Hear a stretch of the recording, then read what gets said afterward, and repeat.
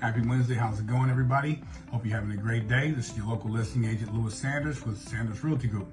And today's topic is going to be the 1031 exchange process. Okay, so we're going to talk about how this process works. And this is mainly for our seller clients who are using their properties as a product and use of a trade, or as an investment property, or as a business, okay, or something of its like kind, okay?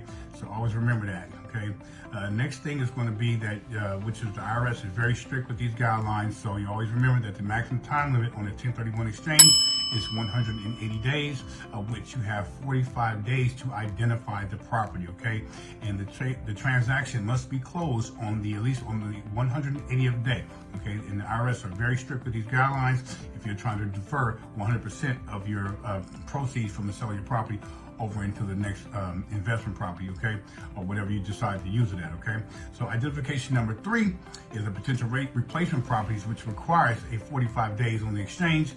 Identification must be in writing, or the description of the property must be ambiguous, or which the IRS does provide the two rules for identifying the replacement property, okay? And the third property rule is going to be that you have your identification of any 3 properties of any price anywhere in the U.S., okay? So always remember that. That is identification number 3, and that is the third property rule, okay? And then it has what they call the 200% rule. The 200% rule is basically an option for identifying any 3 properties with 200% rule. There are 4 or more properties can be identified. However, the combined value of all 3 properties cannot exceed the 200% of the value of the property that was sold. So always remember that too, okay?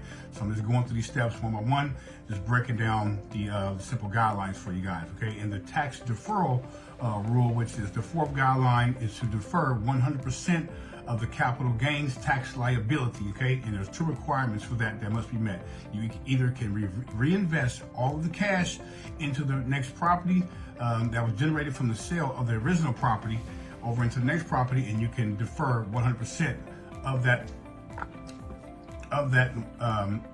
income over into the next property in order for you to defer the taxes from that property, okay? So and then also you can either purchase a property of equal value or greater value, and that will allow you to defer 100% of the taxes from the sale of your property. And that is what we call the 1031 exchange, okay? If you have any questions, feel free to give me a call, or I can refer you out, if you don't already have one, to your CPA or to a tax accountant. That would probably be best, okay? Just give me a call, 209-597-8124. I'd be happy to help, okay, anytime. I'm your local listing agent, Lewis Sanders, and that's what they call the 1031 exchange process, okay? Have a great day, and I'll talk to you in a bit. Bye-bye now.